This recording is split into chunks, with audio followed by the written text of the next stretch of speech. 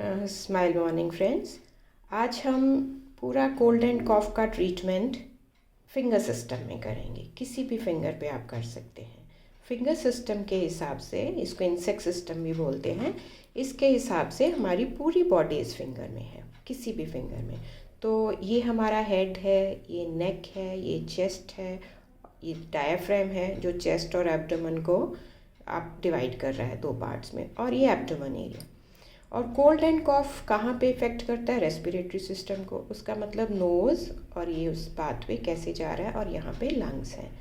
तो अगर नोज़ में ब्लॉकेज है, बंद है नोज़, स्टफ़ी नोज़ है या रनिंग नोज़ है, तो हम इस पॉइंट की मसाज करते हैं क्लॉकवाइज, एंटी क्लॉकवाइज। ये सब मैंने आपको पहले वाली वीडियोज़ में बता रखा है, आप उसको रेफ़र कर सकते हैं कोल्ड एंड कॉफ पे।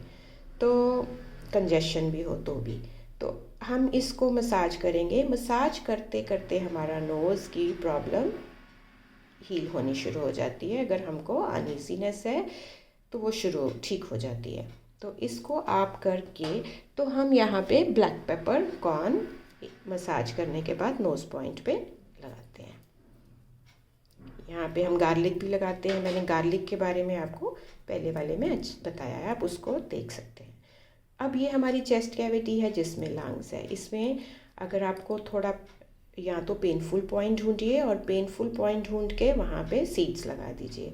अगर आपको सुजोग के बारे में नहीं पता है और आप पेनफुल पॉइंट नहीं ढूंढ सकते, तो ये पूरी चेस्ट कैविटी की अच्छे से मसाज करिए।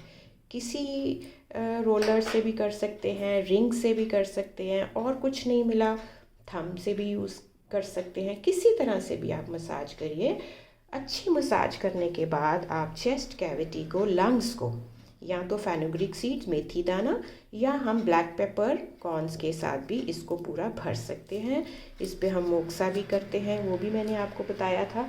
तो आप सीड्स लगाने से पहले मोक्सा और सीड के बाद भी मोक्सा थोड़ा सा कर सकते हैं। अच्छे से पहले मोक्सा करिए, फिर सीड्स लगाइए।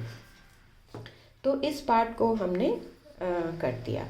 अब एक और और जिनको फ्रीक्वेंटली कोल्ड एंड कॉफ होता रहता है, उनको एड्रीनल ग्लैंड्स का पॉइंट ज़रूर लगाना चाहिए। मेन में अगर आप करेंगे तो आपके एड्रीनल ग्लैंड्स यहाँ आते हैं। आज हम सारा क्योंकि इसमें कर रहे हैं, तो हमारा यांग साइड पे, यहाँ पे हमारे एड्रीनल ग्लैंड्स आएंगे। तो यहाँ आप दो पॉइंट्स, दो ब्लैक पेपर कॉर्न्स एक एक एड्रीनल ग्लैंड पे हम लगा देंगे उनको मसाज करने के बाद। तो यहाँ पे हम मसाज करने के बाद एड्रीनल ग्लैंड्स पे लगाते हैं, जिनको फ्रीक्वेंटली कोल्ड एंड कॉफ होता रहता है। तो आप ये ज़रूर लगाइए एड्रीनल ग्लैंड के पॉइंट्स। इसके बाद ये जो जॉइंट है आपका कोल्ड एंड कॉफ में, इसकी मसाज करिए पूरे जॉइंट की। और इसमें आप अगर पेनफुल पॉइंट ढूंढ सकते हैं तो ढूंढ के वहाँ पे सीड लगा दीजिए, चाहे मेथी दाना लगा दीजिए, नहीं तो पूरे में मसाज करके इस जॉइंट पे, चाहे रिंग से कर लीजिए या ट्विस्ट घुमा के क्लॉकवाइज, एंटी क्लॉकवाइज आराम से घुमाइएगा।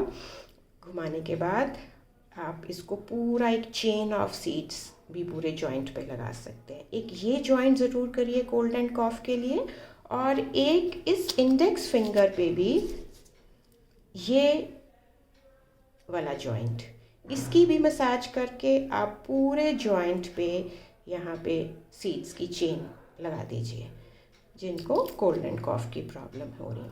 फिर जब बार बार कोल्ड एंड कॉफ जब होता रहता है, तो लंग्स भी तो वीक हो जाएंगी।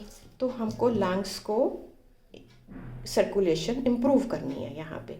तो वहाँ की सर्कुलेशन इम्प्रूव करने के लिए हम क्या करेंगे, ये हमारा यहाँ पे हम यहाँ पे रेड कलर भी कर सकते हैं। तो इससे आप अपने लंग्स को सर्कुलेशन इनमें इम्प्रूव कर रहे हैं, ताकि अगर वीकनेस हो रही है किसी को, तो बहुत ज़्यादा प्रॉब्लम होती है, क्रॉनिक प्रॉब्लम है, तो वो धीरे धीरे लंग्स वीक होती जा रही हैं, तो उनमें हमको कहीं भी वीकनेस है तो सर्कुलेशन इम्प्रूव कर सकते हैं। तो ये रेड लाइन आप इस तरह से, इस तरीके से लगाएंगे, तो ये आपकी हेल्प करेगा कोल्ड एंड कॉफ प्रॉब्लम्स में। So try